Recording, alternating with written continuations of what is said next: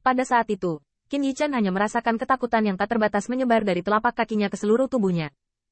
Meskipun dia selalu tahu bahwa ini hanyalah mimpi, ketakutan di hatinya tidak berkurang sama sekali. Karena kegelapan, tampaknya mimpi buruk itu membangkitkan pengetahuannya tentang leluhur hitam dan ketakutannya pada leluhur hitam. Heiju. Itulah kekuatan dari semua kegelapan di dunia. Ketakutan semacam itu tidak terhapuskan bahkan jika Qin Yichan dalam kondisi mimpi. Saya tidak tahu kapan, atau dari pertama kali saya melihat kegelapan tanpa batas, ketakutan dan kekaguman telah terkubur dalam-dalam di hati Qin Yichan. Kegelapan menelan segalanya, menyelimuti segalanya, dan mengatur segalanya. Ini adalah kengerian yang membuat Qin Yichan tidak pernah melihat cahaya fajar sedikit pun. Ketakutan dalam kegelapan bukan tidak berdasar, karena leluhur hitam membunuh Heze Protoss dan menyegel dunia jiwa naga, dan bahkan terakhir kali di klan Bais, naga asli datang ke dunia dan menghilang, hanya leluhur hitam yang terluka. Tanda seru. Ketakutan ini telah tertanam dalam di hati Qin Yichan sejak awal, membuatnya merasa dingin dan kesepian dalam mimpinya saat ini. Pisau pencuri. Baru saja memberimu kesempatan untuk bangun tapi kamu tidak menghargainya. Beri aku sekarang dan tinggallah di sini selamanya. Mimpi buruk benar. Qin Yichan telah melihat alam jiwa naga, tetapi dia juga telah melihat leluhur hitam. Meskipun pengetahuan Qin Yichan tentang leluhur hitam tampaknya hanya puncak gunung es, bahkan melihat kegelapan dari kejauhan membuat Qin Yichan tidak menyadari kemungkinan mengalahkan atau bahkan bersaing. Sosok mimpi buruk itu dengan cepat ditelan oleh kegelapan, atau bergabung dengan kegelapan. Kegelapan menyebar dari kaki Qin Yichan. Tidak baik. Pada saat yang sama, Bai Guanxing dan Huasu di Wentian Pass hampir berteriak bersama dengan suara yang dalam. Mimpi buruk adalah melawan kekuatan ini, dan bahkan menderita serangan balik, tapi juga menjebak Yichan dalam mimpi buruk. Bahkan Putri Wenxing dan puluhan juta prajurit dan jenderal yang melihat jenderal agung mereka menerobos mimpi mereka dan tidak akan menggunakan senjata kekaisaran Bihai di masa depan, dan secara bertahap berani melangkah keluar dengan keberanian, merasa bahwa ini adalah langit yang cerah. Tapi lingkungannya penuh dengan dingin. Dalam menghadapi kegelapan yang tak terbatas ini, semua makhluk di dunia akan takut, hanya untuk berlutut. Bahkan Qin Yichan hampir tidak dapat menghapus mimpi buruk di dalam hatinya. Sampai kegelapan menyebar, hati Qin Yichan tiba-tiba bergetar. Itu adalah nyanyian naga. Sepertinya itu, nyanyian naga Kaisar Mingyang. Qin Yichan mendongak, wajahnya tertegun. Anda tahu, tidak ada Kaisar Mingyang di dunia jiwa naga. Bahkan Qin Yichan hanya melihat suara Kaisar Mingyang, tetapi belum pernah melihat nyanyian naganya. Tetapi ketika nyanyian naga berdering di telinga Qin Yichan, dia hanya merasa bahwa itu adalah panggilan dari Kaisar Mingyang. Ya, memang tidak ada Kaisar Mingyang di dunia jiwa naga, tapi ini dalam mimpi. Alam jiwa naga dalam mimpi.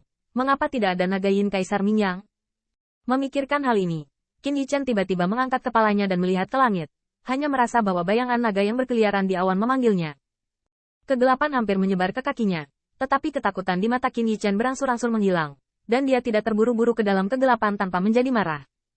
Pada saat ini, mata Qin Yichan bersinar, dan yang berkedip di mata Tuhan adalah harapan untuk menemukan arah. Nyanyian naga itu membuat Qin Yichan memikirkan indoktrinasi banyak leluhur. Maju, jangan melihat ke belakang. Ya, maju, jangan melihat ke belakang. Ledakan. Tanda seru. Tanda seru. Pada saat itu, Qin Yichan tidak lagi melihat kegelapan di bawah kakinya. Tidak peduli betapa takutnya dia, betapa kagumnya semua makhluk hidup. Bayangan ilahi Qin Yichan terbang ke langit, suara naga di telinganya tampak semakin jelas, dan bayangan naga di depannya menjadi lebih cerah. Di mata dewa itu, kepercayaan diri berangsur-angsur muncul. Terlepas dari kepercayaan diri ini, masih sulit untuk melihat langsung ke dalam kegelapan. Namun Qin Yichan memahami bahwa keberanian tidak hanya untuk terus maju dan menghindari orang lain ketika dikalahkan, tetapi juga semacam keberanian dan kebijaksanaan untuk menjauh darinya. Bahkan jika kegelapan mengejar di bawah kakiku, aku akan bergerak maju tanpa melihat ke belakang. Gemuruh. Dalam sekejap, kegelapan yang ditransformasikan oleh mimpi buruk menjadi semakin tirani, dan bahkan langit tempat kegelapan berlalu, tidak pulih karena kepergian kegelapan, tetapi berasimilasi ke dalam kegelapan. Kegelapan di kaki Qin Yichan menjadi lebih menakutkan dan agung, dan lebih tak terbatas. Sepertinya hanya ada kegelapan di dunia ini, dan dia seperti semut di depan kegelapan. Tetapi di depan mata Qin Yichan, Long Yin menjadi semakin agung, langit menjadi lebih cerah, dan kilau sisik naga menjadi lebih cerah. Ledakan. Tanda seru. Tanda seru. Pada saat itu, Qin Yichan hanya merasakan 3 matahari yang menyala-nyala muncul di depannya.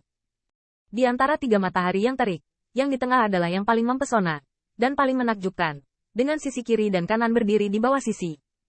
Matahari yang terik menyinari segala sesuatu, dan matahari lewat, menghalau kegelapan.